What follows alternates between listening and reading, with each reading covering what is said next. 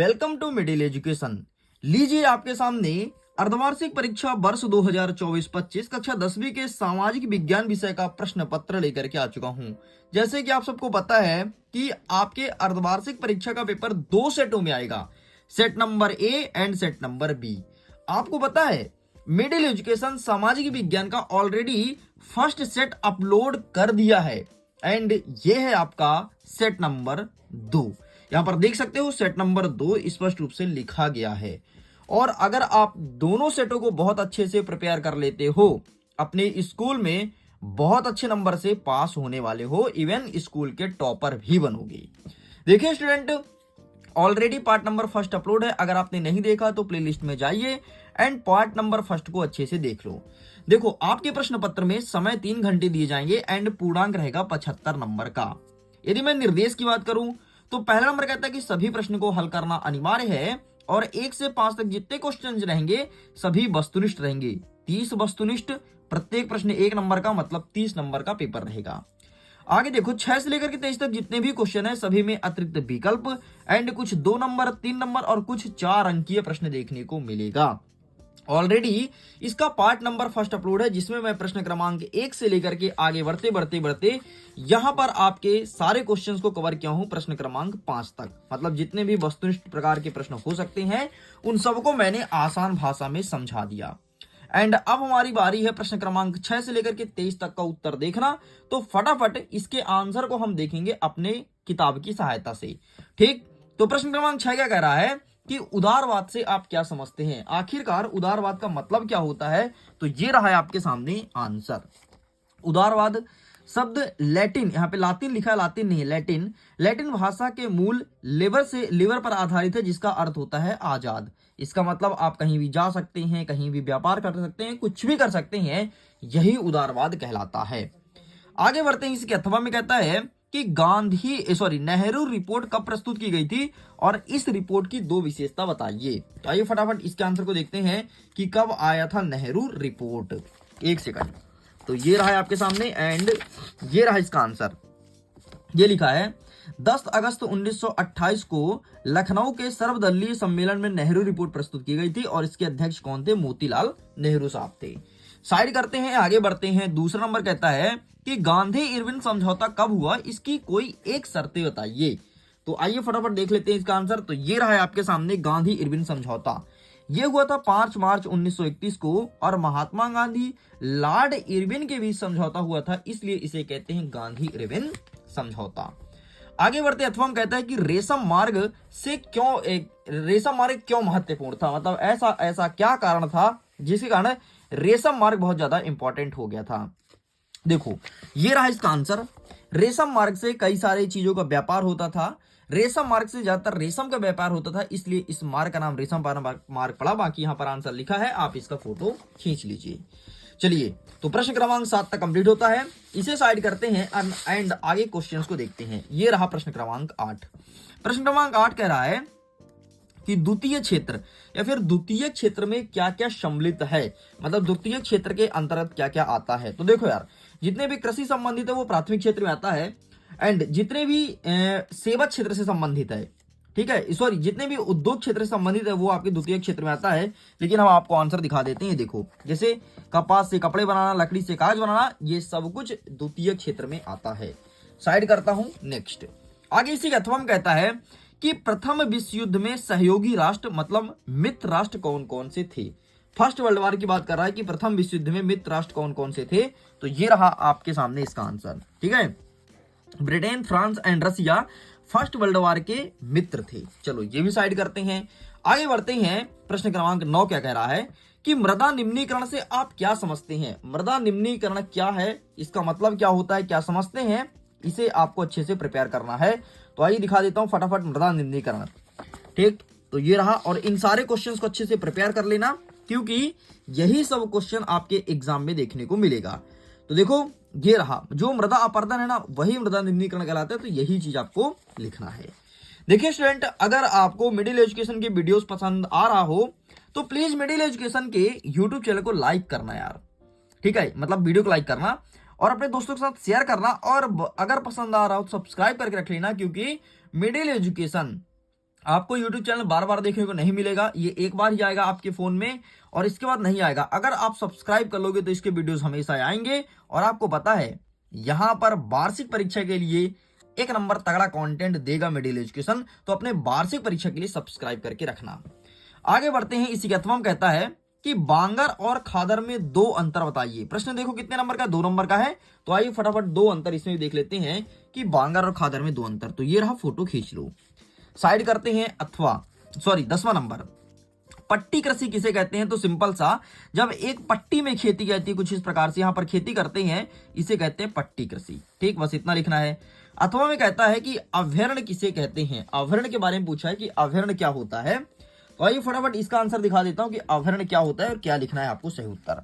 तो ये यहाँ पे लिखा है, आप इसका फोटो खींच लो। ठीक है, 5वें नंबर पे देखो अभ्यारण्य किसे कहते हैं, यहाँ पर लिखा गया है। साइड करते हैं। नेक्स्ट कह रहा है प्रश्न क्रमांक 11 कि भारत में प्रमुख रबी फसलें और खरीफ फसलों का केवल नाम लिखना है। रबी की फसलें कौन कौन सी है, खरीफ की फसलें कौन कौन सी है, केवल इसका नाम लिखिए।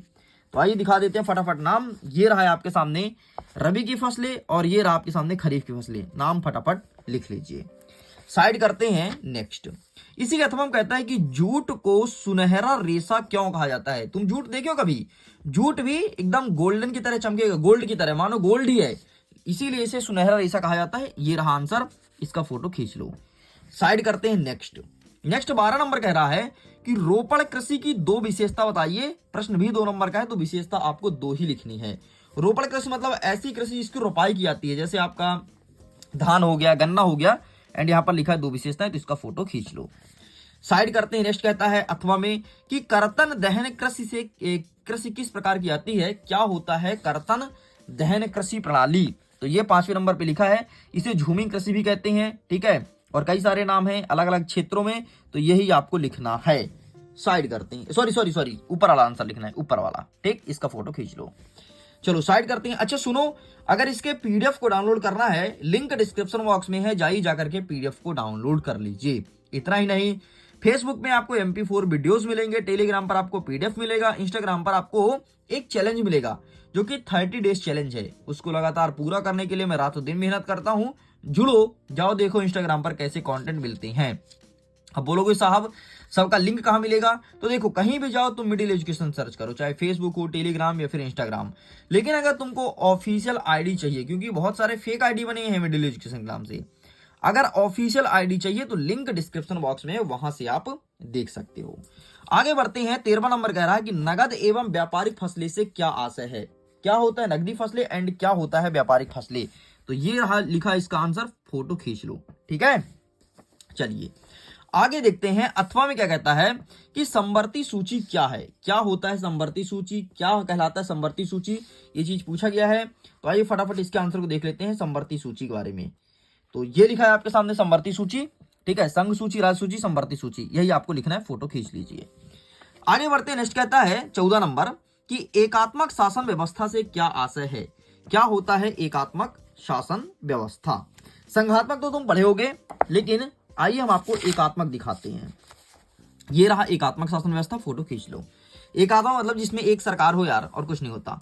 8वां कहता है कि लोकतंत्र का क्या अर्थ होता है? लोकतंत्र का मतलब होता है जनता का शासन। बाकी आंसर क्या लिखोगे? ये रहा आपके सामने लोकतंत्र। 6वें नंबर पे फोटो खींच लीजिए। आगे बढ़ते हैं। 15वां नंबर कहता है कि धर्मनिरपेक्ष राज्य किसे कहते हैं? तो ये रहा है आपके सामने धर्मनिरपेक्ष राज्य। ठीक, ये रहा धर्मनिरपेक्ष राज्य, 5वां नंबर, आप इसका फोटो खींच लीजिए। आगे बढ़ते हैं। 8वां कहता है कि निजी क्षेत्रक से क्या आशय है? Private sector. सिंपल सा, निजी क्षेत्रक मतलब प्राइवेट सेक्टर। तो प्राइवेट सेक्टर क्या होता है? आंसर में दिखा देता हूं, बाकी तुम जानते हो। जिसमें एक व्यक्ति मालिक होता है उसे कहते हैं प्राइवेट सेक्टर, मतलब जो खुद की कंपनी होती है। ठीक है, निजी स्वामित्व होता है। बाकी ये रहा आंसर, स्क्रीनशॉट ले लीजिए।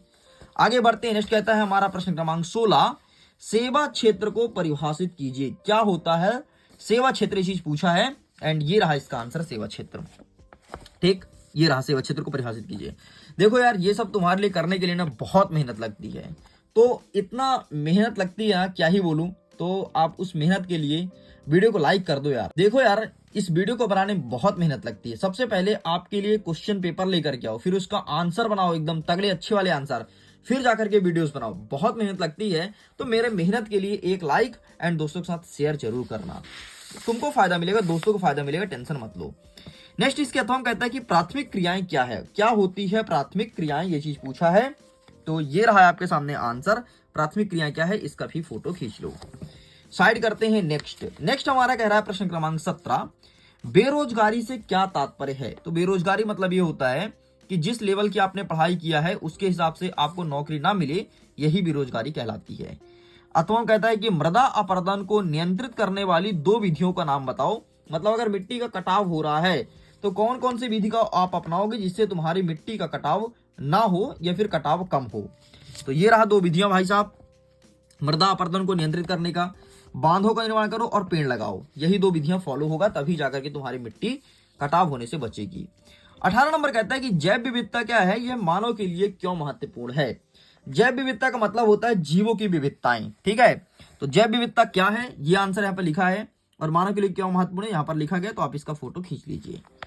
साइड करते हैं नेक्स्ट क्वेश्चन की तरफ। अथवा में कहता है कि ग्राम पंचायत के कार्यों का वर्णन कीजिए। मतलब अगर आप कोई गांव से बिलोंग करते हो तो गांव का क्या क्या कार्य होगा, ये चीज पूछा गया है। तो आइए फटाफट देख लेते हैं ग्राम पंचायत के कार्य, यहां पर लिखा है, इसका फोटो खींच लो। आगे बढ़ते हैं। नेक्स्ट कहता है प्रश्न क्रमांक 19, वनों का संरक्षण क्यों आवश्यक है। कोई 3 पॉइंट हमें बताना है कि वन क्यों जरूरी है। तो आइए फटाफट वनों का संरक्षण देखते हैं कि वनों के संरक्षण में क्या आंसर लिखेंगे। तो ये रहा वनों का संरक्षण, फोटो खींच लीजिए। आगे बढ़ते हैं। नेक्स्ट कहता है अथवा में कि संघात्मक सरकार के 3 लक्षण तथा विशेषता बताइए कि क्या होता है संघात्मक सरकार। तो संघात्मक सरकार मतलब जिसमें पूरी पावर संघ में हो, केंद्र में हो, वो कहलाता संघात्मक सरकार। यहां पर उत्तर लिखा है, फोटो खींच लो। चलिए क्या बोला है, संघात्मक सरकार के 3 लक्षण ना, सॉरी ये रहा लक्षण और विशेषताएं, ठीक है। 3 यहाँ पर 5 लिखा है लेकिन तुमको 3 चाहिए तो 3 का फोटो खींच लो।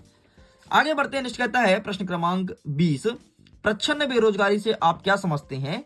शहरी एवं ग्रामीण क्षेत्रों का उदाहरण देख करके व्याख्या कीजिए कि क्या होती है प्रच्छन्न बेरोजगारी। तो आइए फटाफट इसका भी आंसर दिखाते हैं। तो ये रहा है आपके सामने आंसर प्रच्छन्न बेरोजगारी का, ठीक, इसका भी फोटो खींच लो।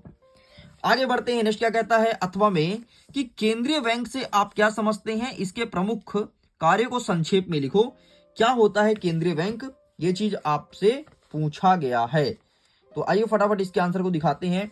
केंद्रीय बैंक, तो ये रहा है आपके सामने केंद्रीय बैंक से आप क्या समझते हैं, ठीक, तो आप इसका फोटो खींच लीजिए।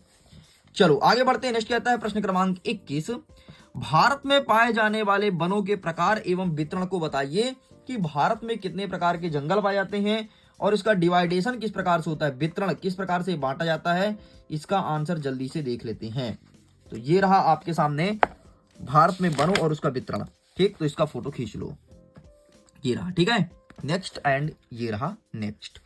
आगे बढ़ते हैं अंतिम प्रश्न की तरफ, जो कि अथवा कहता है कि सविनय अवज्ञा आंदोलन का वर्णन कीजिए। क्या होता है सविनय अवज्ञा आंदोलन।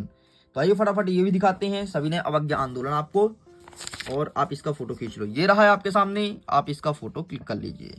चलिए आगे बढ़ते हैं। 22वां नंबर कहता है असहयोग आंदोलन में समाज के विभिन्न वर्गों की हिस्सेदारी पर प्रकाश डालिए। मतलब असहयोग आंदोलन किन किन व्यक्तियों के लिए फायदेमंद था और किन किन व्यक्तियों के लिए नुकसान था, ये चीज पूछा गया है। ये रहा आंसर, इसका भी फोटो खींच लो। आगे बढ़ते हैं। रबी और खरीफ की फसलों में अंतर बताइए। क्या होता है रबी की फसलें, क्या होता है खरीफ की फसलें, तो ये अंतर पूछा है। तो देखो जहां पर मैं आपको दिखाऊं रबी और खरीफ की फसलों का नाम, उसी चैप्टर में अंतर दिया है, ठीक, तो आप ये अंतर लिख सकते हो आसानी से, सरल है इसलिए मैं आपको नहीं दिखा रहा हूं, या फिर आप ऐसा कह सकते हो कि आपके लिए एक होमवर्क है। बाकी अगर देख रहा है तो मैं दिखा भी दूंगा, कोई बड़ी बात नहीं है। 1 सेकंड वेट करना। अगर यहाँ पर अंतर अवेलेबल है तो मैं तुमको रबी और खरीफ में अंतर दिखा देता हूँ। ये रहा, ठीक, फोटो खींच लो, तुरंत ढूंढ दिया अंतर, ले लो। ओके स्टूडेंट, इस प्रकार से प्रश्न क्रमांक 22 तक कंप्लीट कर दिया हूँ। ये रहा प्रश्न क्रमांक 23। प्रश्न क्रमांक 23 को मैंने बहुत अच्छे से पढ़ाया है, ऑलरेडी वीडियो बनाया है। जाइए मेरे प्लेलिस्ट में और मैप वाले सेक्शन के वीडियो को देख लो। ये क्या, मैप के कोई भी क्वेश्चन हो सब तुम कर पाओगे, आसान भाषा में समझाया हूं। तो वीडियो को एंड करता हूं। एग्जाम के लिए ऑल द बेस्ट। खुश रहिए, पढ़ते रहिए, मुस्कुराते रहिए। इस प्रकार से आप सबके लिए मैं कक्षा 10वीं के सोशल साइंस को कंप्लीट किया हूं। एंड वीडियो को लाइक करिएगा, शेयर करिएगा, सब्सक्राइब करिए, घंटी जरूर बजाना, क्योंकि लेटेस्ट वीडियो का नोटिफिकेशन सबसे पहले आप तक पहुंचे। Okay, bye bye.